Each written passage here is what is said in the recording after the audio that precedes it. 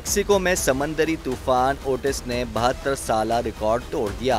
समंदरी तूफान ने हर तरफ तबाही मचा दी। 10 लाख अफराद मुतासर। बहरुल काहिल के साहिल पर वाक़े मेक्सिको में अचानक आने वाला तूफान अपने साथ सब बहा कर ले गया।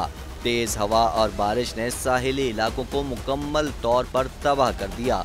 230 किलोमीटर फी घंटे की रफ्तार से आने वाले तूफान ने लोगों को संभलने का मौका भी न दिया। तूफान इतना शदीद था कि इस पर काबू पाना बहुत मुश्किल हो गया। मेक्सिको हुक्काम का कहना है कि इतना ताकतवर तूफान 1950 के बाद पहली बार आया है, जिसने तमाम रिकॉर्ड्स तोड़ दिए हैं। मेक्सिको का सयाहती मकाम जहां ये तूफान टकराया है तकरीबन पूरी तरह तबाह हो गया है। वहां तकरीबन 10 लाख लोग रहते हैं। अमरीकी साइंसदानों का ख्याल है कि ऐसा तूफान ग्लोबल वार्मिंग की वजह से आया है, क्योंकि ये बहरुल काहिल के पानियों के गर्म होने की वजह से हुआ है।